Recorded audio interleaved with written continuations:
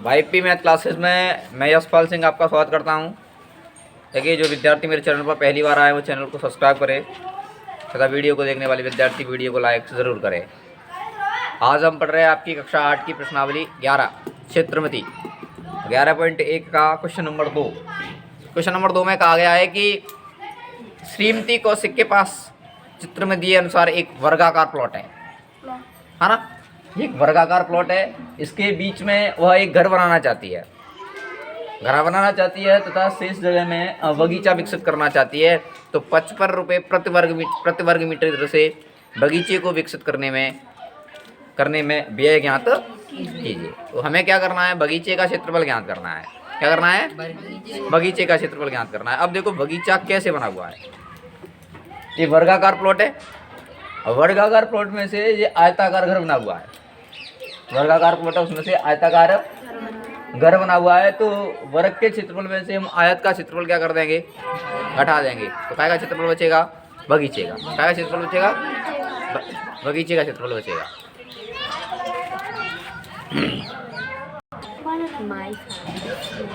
देखिए हम क्या करेंगे, पहले वर्ग का क्षेत्रफल ज्ञात करेंगे। ठीक है, वर्गाकार प्लॉट का क्षेत्रफल,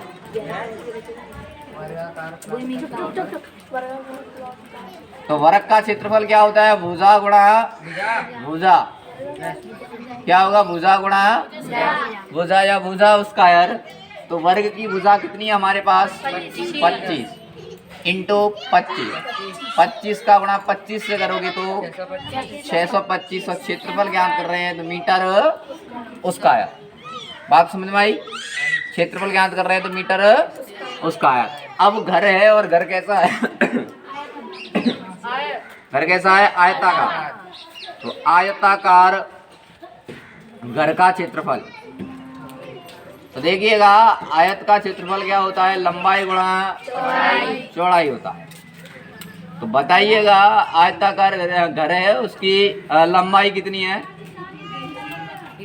लंबाई है 20 और चौड़ाई कितनी है 15। ये बात चित्र में ही दी हुई है ना। 15 दूने 30, तो कितना हो जाएगा 300 मीटर उसका है।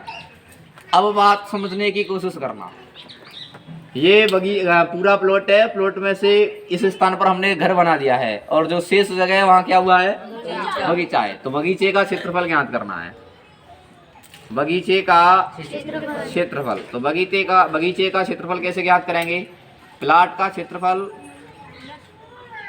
माइनस घर का क्षेत्रफल है ना। प्लॉट के क्षेत्रफल में से घर का क्षेत्रफल घटा देंगे। जिस जगह में घर बच गया है, जो शेष जगह क्या होगी वो काय की होगी, बगीचे की होगी।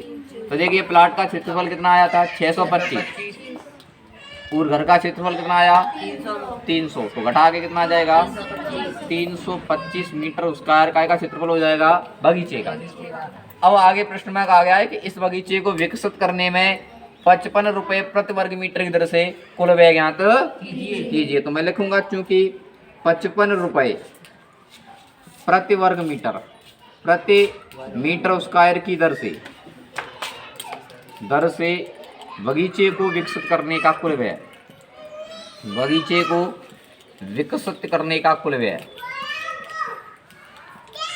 विकसित करने का कुल व्यय।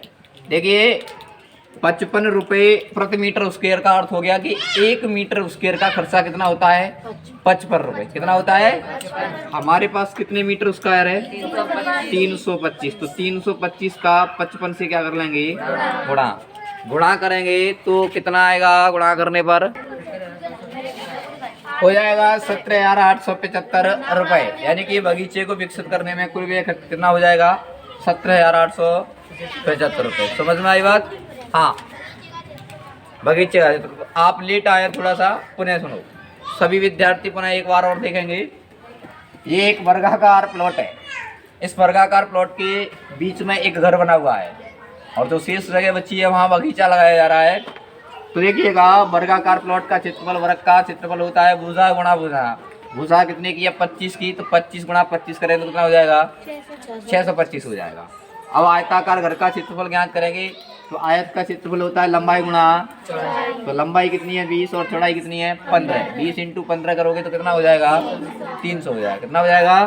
तो बगीचे का क्षेत्रफल निकालेंगे, पूरे प्लॉट के क्षेत्रफल में से घर का क्षेत्रफल क्या कर दें, घटा दें, तो क्या बचेगा, बगीचे वाला स्थान बचेगा। तो प्लॉट का क्षेत्रफल माइनस घर का क्षेत्रफल, प्लॉट का क्षेत्रफल 625 आया और घर का क्षेत्रफल 300 आया।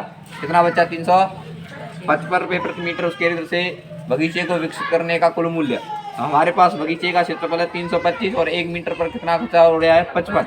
तो 55 का क्या करते हैं गुणा, तो गुणा करने पर आ रहा है 17,875। समझ में आया? लिख लो।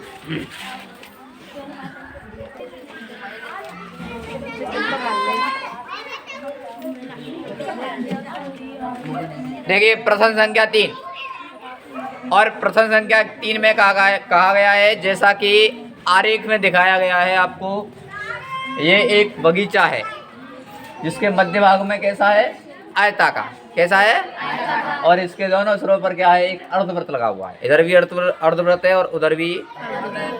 जो अलग नीले पेन से बन रहा है वो क्या है, आयत है। क्या है? और ये ब्लैक से बना हुआ है वो क्या है, अर्धवृत्त है ना। ऐसी आकृति बनी हुई है और हमें इसका क्षेत्रफल और परिमाप ज्ञात करना है। दोनों का क्या ज्ञात करना है, क्षेत्रफल ज्ञात करना है और परिमाप ज्ञात करना है। तो देखिएगा, तो परिमाप की बात की जाए, किसकी बात की जाए, परिमाप की, और क्षेत्रफल की। तो परिमाप ज्ञात करेंगे तो ये लंबाई पता होना चाहिए हमें। अब सुनो, चित्र में यहाँ से यहाँ तक की लंबाई पूरी कितनी दी हुई है, 20 मीटर। कितनी दी है, पता ना, इधर देखो 20 मीटर दी हुई है। यहाँ से लेकर के यहाँ तक की लंबाई 20 मीटर दी हुई है। अब देखो ये 7 है, इसका मतलब ये दूरी क्या है, 7। अब ध्यान रखना ये दूरी 7 है, जो 7 है ये आयत के लिए तो चौड़ाई है, आयत के लिए क्या है, चौड़ाई। और अर्धवृत्त का क्या है, व्यास। अर्धवृत्त का क्या है, व्यास। देखो आयत की चौड़ाई है और वही अर्धवृत्त का क्या है, व्यास है। अर्धवृत्त का व्यास, बात समझ में आई? आयत की तो चौड़ाई है और अर्धवृत्त का क्या है, व्यास है। अब देखो कितना है, 7 मीटर। कितना, 7 मीटर। और त्रिज्या ज्ञात करेंगे तो ध्यान रखना त्रिज्या व्यास का कैसा होता है, आधा। कितना होता है, आधा। और 7 में 2 का भाग दोगे तो कितना हो जाएगा, 3.5 हो जाएगा। कितना हो जाएगा, अच्छा इसको 3.5 भी लिख सकते हैं अथवा 7/2 भी लिखा रहेगा तो भी कोई दिक्कत वाली बात नहीं। बात समझ में आई? त्रिज्या व्यास का कैसा होता है, आधा होता है। तो व्यास 7 है तो 7 का आधा करेंगे तो 3.5 हो जाएगा। 7 का तो 3.5 या 3.5 या 7/2 लिखा रहेगा। समझ में आ गई बात? अच्छा देखिएगा, अब मैं आयत की लंबाई ज्ञात करूं। आयत की लंबाई, अच्छा हमें वृत्त की त्रिज्या 3.5 मिली, तो ये दूरी भी कितनी होगी, 3.5। कितनी होगी, 3.5। केंद्र और ये परिधि, केंद्र से परिधि तक की दूरी क्या कहलाती है, त्रिज्या। तो ये दूरी भी कितनी कहलाएगी, 3.5। अच्छा आयत की बात की जाए तो आयत तो केवल यहाँ से लेकर के यहाँ तक है। समझने की कोशिश करना, यहाँ से लेकर के यहाँ तक है और टोटल लंबाई है 20। कितनी है, 20। अब 20 में से क्या क्या काम करना पड़ेगा, इधर से 3.5 और इधर से 3.5। 3.5 और 3.5 क्या करना पड़ेगा, कम करना पड़ेगा। 3.5 और 3.5 कितना हो जाएगा, 7। तो 20 में से 7 गया तो कितना बचा, 13 मीटर। कितना बचा, 13 मीटर बचा। बात समझ में आई क्या? यानी कि यहाँ से यहाँ तक की जो लंबाई है वो कितनी है, 20 मीटर है। कितनी है, 20 मीटर है। और 3.5 माप यहाँ है, 3.5 माप यहाँ है। 3.5 और 3.5 मिलकर कितना हो जाएगा, 7 हो जाएगा। और 7 कम करते हैं तो कितना हो जाएगा, 13। आयत की लंबाई 13 हो गई। अच्छा देखो, मैं आयत के परिमाप की बात करूँ, यानी बगीचे के परिमाप की बात करूँ। बगीचे का परिमाप, परिमाप की बात करेंगे बगीचे के की, तो बगीचे का परिमाप का अर्थ क्या बताया था मैंने कल आपको, चारों ओर की लंबाई क्या कहलाएगी, परिमाप कहलाएगी। क्या कहलाएगी, यानी कि हम इसके चारों ओर चले जाएंगे तो जो दूरी बनेगी वही क्या कहलाएगा, परिमाप कहलाएगा। अब सुनो मेरी बात, यहाँ से यहाँ तक की दूरी 13 हुई, तो हम यहाँ से प्रारंभ करें, माने चलना, कहाँ से प्रारंभ करें, यहाँ से प्रारंभ करें तो कितनी दूरी चल जाएंगे, 13। कितनी चल जाएंगे, प्लस अब यहाँ से यहाँ तक चलेंगे तो ये क्या बना, एक नहीं 7 नहीं बोल सकते, ना ना ना ना, क्या बना ये अर्धवृत्त, क्या बना, तो ये अर्धवृत्त की पड़ती है। सीधी लंबाई होती तो उसको गिने लेते या माप लेते, ये सीधी लंबाई है यहाँ से यहाँ तक तो कितनी हो गई, 13। और अर्धवृत्त कैसे घूम के जाएगा, कैसे जाएगा, घूम के जाएगा, तो इसकी ऐसे 3.5 नहीं बोल सकते हैं, तो ये क्या कहलाएगी, पर्दी कहलाएगी। क्या कहलाएगी, और काय की पर्दी बन रही है, अर्धवृत्त। काय की बन रही है, अर्धवृत्त की। तो 13 प्लस अर्धवृत्त की पर्दी, अर्धवृत्त की पर्दी, बात समझ में आई। प्लस मैंने बोला परिमाप का मतलब होता है चारों ओर की लंबाई, तो यहाँ से यहाँ तक चलेंगे तो कितनी दूरी हो जाएगी, 13, और यहाँ से यहाँ तक चलेंगे तो अर्धवृत्त की पर्दी, प्लस फिर यहाँ से यहाँ तक चलेंगे तो ये दूरी कितनी होगी, 13 ही होगी, क्योंकि बीच में कैसा है, आयताकार है, और आयत की लंबाई और चौड़ाई कैसी होती है, हमारी ये 13, तो ये भी कितनी हो जाएगी, तो यहाँ से यहाँ तक आए तो कितना चला, 13, प्लस फिर यहाँ से यहाँ तक आएंगे तो क्या हो जाएगा, एक अर्धवृत्त हो जाएगा। तो क्या बनेगी, अर्धवृत्त की पर्दी, अर्धवृत्त की पर्दी। बोलो बात समझ में आई कि नहीं आई। परिमाप का अर्थ क्या होता है, चारों ओर की लंबाई। तो इस बगीचे के चारों ओर की हम दूरी तय करके देखेंगे तो कितनी दूरी बैठेगी, यहाँ से यहाँ तक चले तो 13, फिर चले एक अर्धवृत्त आया तो अर्धवृत्त की पर्दी, फिर 13, फिर ये एक अर्धवृत्त की पर्दी। इतनी सी बात समझ में आई। अब देखना 13 और 13 जोड़ेंगे तो कितना हो जाएगा, 26 हो जाएगा, प्लस अर्धवृत्त और अर्धवृत्त, अर्धवृत्त का मतलब आधा वृत्त, आधा वृत्त और आधे वृत्त को जोड़ेंगे तो कैसा वृत्त हो जाएगा, पूरा वृत्त हो जाएगा। क्या लिख सकते हैं इसको हम, वृत्त की पर्दी। क्या लिख सकते हैं, अर्धवृत्त की पर्दी और अर्धवृत्त की पर्दी जोड़ोगे तो पूरे वृत्त की पर्दी हो जाएगी। ठीक है, अब देखो 26 प्लस वृत्त की पर्दी का सूत्र होता है 2 पाया r। क्या होगा, 2 पाई r। तो 26 प्लस 2, पाई का मान होता है 22/7। कितना होता है, 22/7। तो r का मान कितना है, 7/2 लिखो या 3.5 लिखो। मैं 7/2 लिख लेता हूँ। कितना लिख लेता हूँ, क्यों लिखा, 7/2 का मतलब वही बात अर्थ है। तो ये 7 से 7 कट जाएगा और 2 से 2 कट जाएगा, 2 से 2 कट जाएगा, क्या बचेगा 22। 26 प्लस 22 और 26 और 22 जोड़ोगे तो कितना हो जाएगा, 6 और 2 8, 2 और 4 कितना हो जाएगा, 48 मीटर। अभी तो हमने ये क्या ज्ञात कर पाया है, बगीचे का परिमाप। अभी और क्या ज्ञात करना है, क्षेत्रफल और ज्ञात करना है। तो इधर देखेंगे क्षेत्रफल, बात समझ में आई क्या। हाँ देखो, क्षेत्रफल देखेंगे तो बगीचे का क्षेत्रफल। अब देखिएगा बगीचा किस किस से मिलकर के बना हुआ है। बगीचा एक तो आयत से मिलकर बना हुआ है और 2 अर्धवृत्तों से मिलकर बना हुआ है ना। तो मैं लिख सकता हूँ बगीचा काय से मिलकर बना है, आयत से। तो आयत का क्षेत्रफल, आयत का प्लस 2 अर्धवृत्तों का क्षेत्रफल, अर्धवृत्तों का क्षेत्रफल। बोलो इतनी सी बात समझ में आई कि नहीं आई। हमारा पूरा बगीचा है वो एक आयत और 2 अर्धवृत्तों से मिलकर के बना हुआ है। तो आयत का क्षेत्रफल क्या होता है, लंबाई गुणा चौड़ाई। क्या होता है, लंबाई गुणा चौड़ाई। और 2 अर्धवृत्त मिलके क्या बना देंगे, एक वृत्त। 2 अर्धवृत्त भी जोड़े थे, आधा वृत्त और आधा वृत्त जोड़ा जाए तो पूरा वृत्त हो जाएगा। तो मैं क्या लिख सकता हूँ, 2 अर्धवृत्तों का क्षेत्रफल, एक वृत्त का क्षेत्रफल। और एक वृत्त का क्षेत्रफल क्या होता है, पाई आर स्क्वायर। क्या होता है, पाई आर स्क्वायर। तो देखिएगा लंबाई का मान कितना है, आयत की लंबाई कितनी है, 13 है, और इंटू चौड़ाई कितनी है, 7। ये क्या है, चौड़ाई जो कितनी है, 7 प्लस पाई का मान 22/7 हो गया। और आर का मान कितना हुआ है, 7/2। कितना हुआ, 7/2। और उसका आर तो कितनी बार लिखोगे, 7/2। यानी पाई का मान 22/7 और आर का मान 7/2 है। आर पर उसका आर है तो उसको कितनी बार लिखोगे, 2 बार लिखेंगे। तो देखिए ये 7 से 7 कट जाएगा और 2 से 22 को काटना चाहेंगे तो कितनी बार कट जाएगा, 11 बार कट जाएगा, है ना। 13 सत्ते 91 कौन है ये? 13 सत्ते 91 यार, 7 21 एक हासिल दो, 7 एकम 7 और 2 9 आराम से कर लिया करो ना।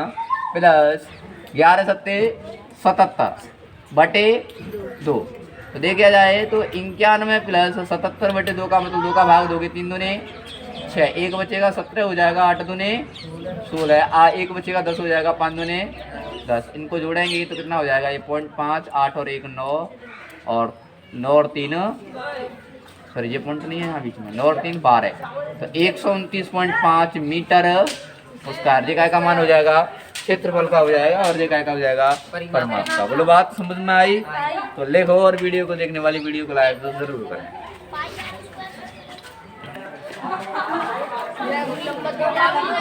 देखिएगा प्रश्न संख्या 4।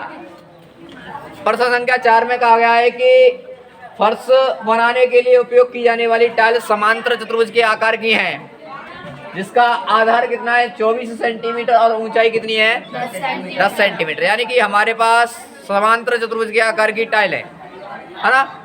हाँ, टाइल है समांतर चतुर्भुज के आकार की, और टाइल का आधार 24 सेंटीमीटर और ऊंचाई 10 सेंटीमीटर है। अब क्या है, फर्श बना रहे हैं टाइल से, तो हमारा फर्श है वो 1080 मीटर स्क्वायर का है। कितने का है? 1080 मीटर स्क्वायर है ना, वर्ग मीटर के क्षेत्रफल को फर्श को ढकने के लिए कितनी टाइलों की आवश्यकता होगी? अब सुनो मेरी बात, हम एक टाइल का क्षेत्रफल ज्ञात करेंगे। क्या करेंगे? एक टाइल का क्षेत्रफल ज्ञात करेंगे। हाँ जी, तो टाइल कैसे आकार की है? समांतर चतुर्भुज के आकार की है। देखो, समांतर चतुर्भुज के आकार की टाइल का क्षेत्रफल, समांतर चतुर्भुज के आकार की टाइल का, तो समांतर चतुर्भुज का क्षेत्रफल होता है आधार गुणा ऊंचाई। क्या होता है? आधार गुणा ऊंचाई होता है। ठीक है, तो एक टाइल का क्षेत्रफल ज्ञात कर रहे हैं, तो इसका आधार कितना है 24, और ऊंचाई कितनी है 24 का 10 से गुणा करोगे तो 240 सेंटीमीटर उसका है, 240 सेंटीमीटर उसका है। रुको, अब कितना फर्श दिया हुआ है? 1080। तो देखो, फर्श का क्षेत्रफल दिया हुआ है, जिस फर्श पर हमें टाइल लगानी है, फर्श का क्षेत्रफल 1080 मीटर स्क्वायर है। क्या है? अब समझने वाली बात है, ये क्षेत्रफल सेंटीमीटर में है और ये काय में है। ध्यान रखना, बराबर करना होगा, एक ही इकाई में करना होगा, बराबर नहीं। मैं ये कहूँगा कि एक ही इकाई में।